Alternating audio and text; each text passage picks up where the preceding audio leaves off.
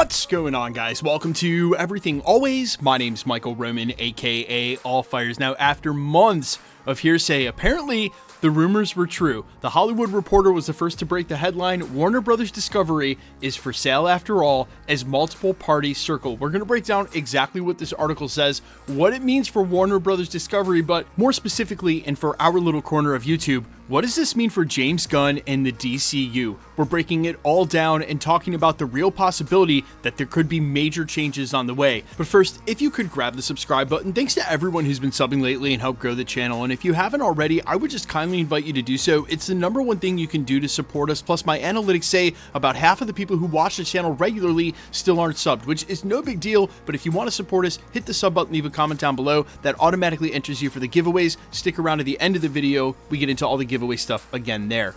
Okay, so breaking today from the Hollywood Reporter under the headline, Warner Brothers Discovery is for sale after all, as multiple parties circle, they go on to say, quote, amid swirling reports of bidding interest by Paramount Global, the Warner Brothers Discovery Board of Directors says it has, quote, initiated a review of strategic alternatives to maximize shareholder value, unquote. That's the first acknowledgement of a metaphorical for sale sign hanging from the iconic WB water tower. In a press release on Tuesday morning, the Warner Brothers Discovery Board of Directors said it had received, quote, unsolicited interest, unquote, from multiple parties, and it's listening. And I know some of this jargon's about to get real technical, but stick with us for the next 30 seconds to a minute because we're going to break down what all this means for DC in just a second, but we want to get the facts on the table. Strategic options include continuing with the previously unannounced split and spin a la NBC Universal and Versant, a transaction for the entire company, or separate transactions for its Warner Brothers and or Discovery Global businesses. There's even a potential for an alternative separation structure that would enable a merger of Warner Bros. And spin-off Discovery Global to our shareholders. Basically, it's all on the table. And the CEO, Zaslav, added, quote, after receiving interest from multiple parties, we have initiated a comprehensive review of strategic alternatives to identify the best pathway forward to unlock the full value of our assets. Okay, so what does this mean in black and white brass tacks for Warner Brothers and what could happen to DC Studios? And for the record, it was only quote-unquote rumored that Paramount was trying to buy Warner Brothers over the last month or so. In fact, everybody knew about it, but this is the first day that they're acknowledging that's what they're doing. And to put this into as simple as terms as possible, they are open to basically anything. If you have enough money and a good offer and only want one part of what's going on at Warner Brothers, say specifically like DC Studios, they'd be open to that. They are trying to figure out how to make the most money, including selling the whole thing. And because DC is one small part of a big conglomerate in Warner Brothers Discovery, the same way that Marvel Studios and Marvel Entertainment are one small part of the huge conglomerate that is Disney, they're very likely not going to have much of a say in the matter, as they'll be pretty much lower down in the totem pole as far as who's negotiating this and who's deciding how the value is made. So if you're thinking that James Gunn and his co-CEO and executive Peter Safran are going to have much control as to who they could end up working with at DC, not at all. This is going to be up to the CEO Zaslav, the board, and how they decide to divvy all this up. Meaning that the fate of DC Studios could end up in anybody's hands and or a parent company that does not see things the same way that Warner Brothers did when they appointed James Gunn and Peter Safran to the positions that they've got, and basically wants to make huge changes for how those movies are made, up to and including huge budget slashes and or changes in strategic release strategy. And we know for a cinematic universe that's hoping to live up to Marvel and has done a pretty good job already, one-to-one is not fair because they're existing at different times alongside the superhero spectrum as far as the zeitgeist. James Gunn coming in after Marvel and trying to build the DCU in its image is obviously a different task, but what it ultimately means is that the status quo is going to change no matter what. That could be for the better or that could be for the worse. And the parent company that comes in and ends up owning DC either as part of a much bigger deal or comes in and specifically buys DC Studios could install any leadership they want.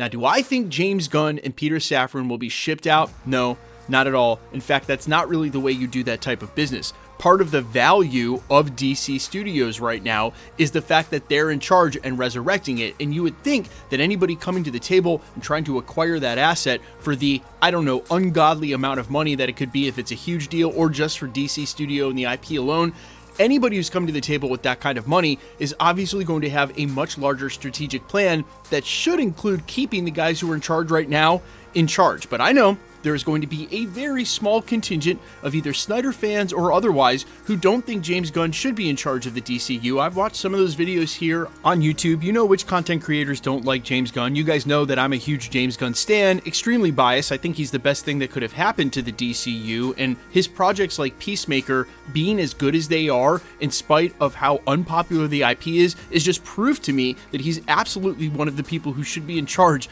of the DCU. But again, all of this could really end up not mattering if whoever ends up owning DCU as a part of this merger, acquisition, or otherwise does not see things the same way. Say, only allows them to release one huge marquee movie every other year because they don't want to spend the money and the funding that it takes to sort of make these movies in the 50 to 150 and $200 million mark.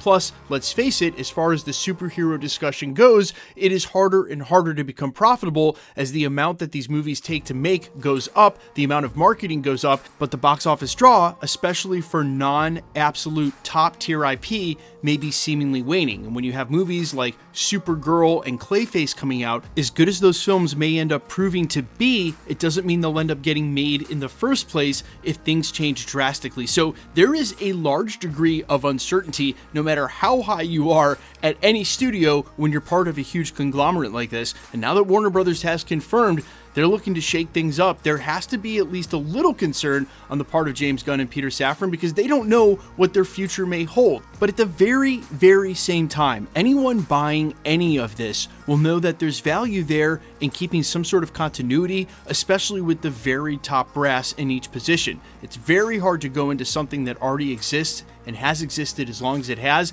and rip everything up root and stem because you don't really know the systems and you definitely don't have replacements for everyone. So while it could be the case that James Gunn is ousted at DC, more likely than not, the worst that's going to happen for Peter Safran and James Gunn is there will be a long period of uncertainty that's followed by maybe a new strategy going forward. The people they report to will have changed, but everything else will stay the same. Now, all in all, that's not great news because we obviously understand that a cinematic universe of any kind requires planning, extensive planning, and far down the road. You need to have projects that will lead to other projects, and during this time of uncertainty, it may be hard for them to fund a single project, let alone be able to move forward sure-footedly with the type of planning that they're going to need to lead to some huge crossover past Superman 2's Salvation to wherever this is eventually getting. And so from James and Peter's perspective, is this great? No, it's not perfect. It's far from it. It's not a great situation, but all in all, they probably won't lose their jobs. And so I know some people will be trying to spin this into the return of the Snyderverse. They're going to get Zack Snyder back. Henry Cavill's still Superman, but really, guys, more likely than not, wherever DC Studios falls when this is all said and done and the dust clears, James Gunn will still be in charge. I think as he should be, but you guys let me know all your thoughts down below, how crazy this is, where you would want to see DC Studios end up if you actually had a decision about that, and if you think the strategy should stay the same as it's been under James Gunn. I'm all ears as always. Quickly, let's get into the giveaway stuff before I let you go. Alright, we're still giving away PlayStation 5s at the channel. The next one is for Wonder Man at the end of the year. If you want to be entered to win, all you got to do be a sub, leave a comment, because it's truly random. The more videos you comment on, the better chance you have of winning. All winners will be announced at the end of videos, the same way we're doing here, live with my voice and the winning comment shown on screen when there is one, so please be safe and vigilant across the platform. The best way to keep up with the content has always been to hit the notification bell with all notifications turned on, and as always, if you liked today's video, I'd appreciate it if you'd hit the like button. My name's Michael Roman. Find me on Instagram and Twitter at IamFires. Find me on all other platforms with original music with my band All Fires. Speaking of which, we are playing live in the greater Tampa area on November 15th next month. I'll be doing a light meet and greet when doors open. Tickets are cheap, only $15, but extremely limited and starting to sell in mass quantity. So if you're planning on coming out, get your tickets early. Link down in the description and comments. Come by, say hi, check out the band. It'll be a great time. To the rest of you, I'll see you in the next video. Peace.